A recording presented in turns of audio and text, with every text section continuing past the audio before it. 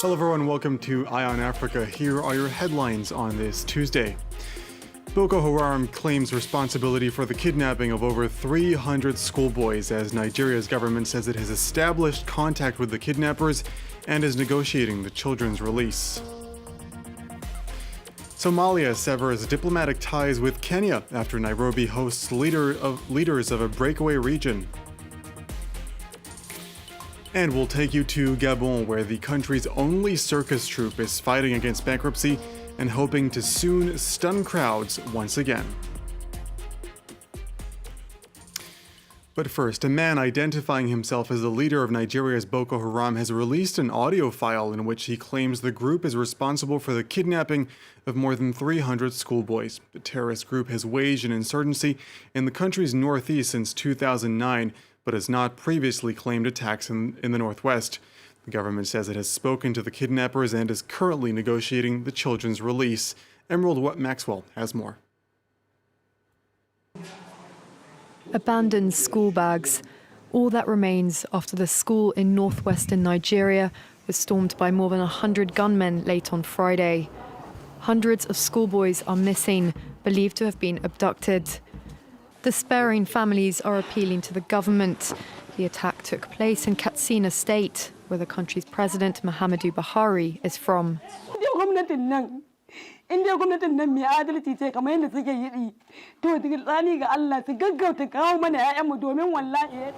The kidnappings were initially blamed on militant groups, known locally as bandits, who carry out abductions for ransom. But jihadist group Boko Haram has since claimed responsibility. Until now, the group has waged an insurgency in the northeast of the country. Over the last month alone, it's claimed to be behind 2 attacks near Lake Chad. But this kidnapping suggests Boko Haram has widened its power base, making alliances with militant groups in the northwest. In recent years, the group led by Abubakar Shekau had been somewhat weakened by a government crackdown and a rivalry with a local Islamic State group faction. Aujourd'hui, avec ces dernières attaques, on a la preuve qu'il a consolidé son groupe, qu'il a consolidé son rayon d'action, mais aussi sa communication. On peut dire que c'est un vol qualifié du mode opératoire de l'État islamique. On voit que ça devient un peu, on va dire, cadré et professionnel par rapport à ce qu'on connaît de Shekau auparavant. The Nigerian government hasn't confirmed the Boko Haram claim, but says it's in contact with the gunmen and is negotiating the children's release. Well, earlier I spoke to Elizabeth Donnelly. She's the Deputy Director of the Africa Program at Chatham House. She explains it's not entirely clear whether Boko Haram is in fact behind this kidnapping. It's not clear, and it may not be credible. It's possible that what has happened is that there's been some sort of deal with the bandits, the gunmen responsible. It is strange that it comes this late, and also that the claim seems to be somewhat lacking on detail.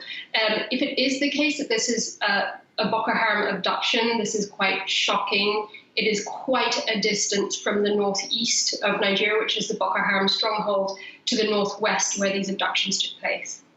So the government says it's negotiating with the kidnappers, no details given on the identity of those kidnappers. What kind of elements come into play in such a critical situation? Well, there are different narratives going on here. So the governor of Katsina has said that there is some sort of negotiation going on. However, the position of the Buhari administration is also that it does not negotiate with terrorists. So this Boko Haram claim does complicate things somewhat.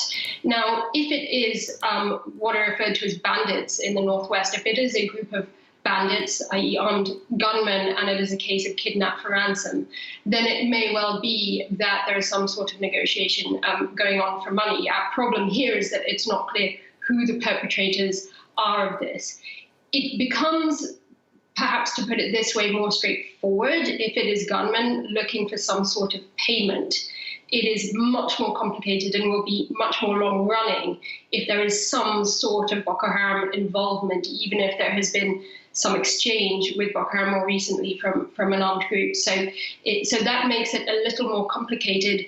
Worth noting that we're more than 6 years, indeed more than 6.5 years, since the Chibok abductions in 2014. We still have children, girls missing from that. So this is a really worrying development in the northwest. If Boko Haram, if the group is in fact behind the kidnapping, what does that mean for the region, for the residents, for authorities? That is deeply troubling. Now, things have been becoming more insecure and more violent in northern Nigeria in the past 5 years, in particular in the northwest, where we've seen a rise in kidnapping, an increase in violence. If Boko Haram has crossed this distance, it's over 700 kilometers from Maiduguri, the capital of Borno State in the northeast, to Kankara in the northwest. It is a serious implication, a serious concern in terms of the growth and power of Boko Haram. If it is not Boko Haram, this is still something to be taken incredibly seriously. The fact that the Nigerian armed forces are still unable to secure schools is something to really worry about. The Nigerian government does have a Safe Schools initiative. There were two armed police, I believe, at the school at the time. But the thing is, they are easily overwhelmed by these armed groups. And Nigerian security agencies are really struggling with overstretch at the moment. I think this is part of the reason why we haven't seen much change over recent years, much positive change in terms of enhancing security in the region. Somalia has cut ties with Kenya after it accused the country of trying to interfere in domestic affairs. This comes after Kenya confirmed it had hosted the leadership of Somaliland, which is a breakaway state that is not recognized by authorities in Mogadishu. Somalia's information minister told media that it was recalling its representatives in Nairobi and that Kenyan diplomats in Mogadishu had been given 7 days to leave. France 24's Mukelwa Hlachuayo has more. Somalia's cutting of diplomatic ties with its neighbor Kenya is the latest escalation in an ongoing diplomatic spat between the two countries. It follows a 3-day state visit of the leader of Somaliland to Kenya's capital, Nairobi. Somaliland declared secession from Somalia in 1991, but is yet to gain international recognition. Somalia considers Somaliland as part of its territory. Kenya said that it was keen to broaden trade and investment with Somaliland and plans to open a consulate in the capital next year. Last month, Somalia expelled the Kenyan ambassador from the country and recalled its own. Somalia accused Kenya of interfering with its internal affairs and violating its sovereignty ahead of elections due in January. Now, the elections depend on a fragile agreement between Somalia's 5 federal states. Somalia said Kenya had pressured the leaders of one of them, Jubaland, into reneging on that election agreement. Kenya has thousands of troops in Somalia as part of the African Union's force to assist the government in its fight against the armed group Al-Shabaab. Now, if relations continue to deteriorate, Somalia may demand the withdrawal of Kenyan troops. The two countries also have a long-running maritime border dispute over control of offshore oil and gas reserves.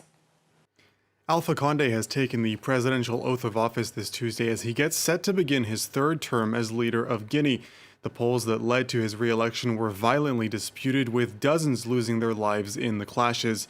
Tuesday's ceremony was held in the capital, Conakry, and was attended by several African heads of state. In his inaugural speech, Condé urged everyone to come together and leave behind the divisive past. Here are some reactions to that inauguration, beginning with Ousmane Kaba, member of the opposition and a candidate in the October presidential vote. Il faut commencer par décrypter la situation politique dans ce pays, recoudre le tissu social et le tissu politique de la Guinée. C'est vraiment le premier défi du nouveau chef de l'État. Et nous nous souhaitons beaucoup de succès dans notre intérêt à tous, dans l'intérêt du peuple de Guinée. Tous les Guinéens, sans parti pris, sans obédience, doivent se sentir concernés et doivent venir l'accompagner pour qu'il continue encore dans ses mains de bijoux précieux à dessiner de belles perspectives souriantes pour le peuple de Guinée. Nous sommes certains que son appel sera entendu. The COVID-19 pandemic has hit various sectors of the economy, including the performing arts.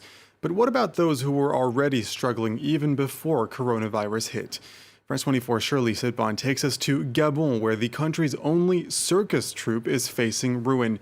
Its founder died of COVID-19 in March, and demand for circus shows has gone from low to zero. But some of its artists still hope their circus will rise again. Ecuador circus athletes have learned to smile even in painful situations. Some 15, 20 years ago, they traveled the world, impressing crowds in international competitions. But now, Gabon's only circus troupe and Gabon's only circus school don't even own basic security equipment. Il manque beaucoup de matériel de gymnastique comme les tatamis, les tremplins. Il nous manque aussi beaucoup d'accessoires de cirque comme des massures de jonglerie, des balles de jonglerie. The crisis didn't start with the coronavirus. Performing arts is a difficult act. People want to be dazzled with new routines. That costs money, which the circus doesn't have. So in a vicious circle, the circus gradually lost contracts. COVID-19 has made things worse.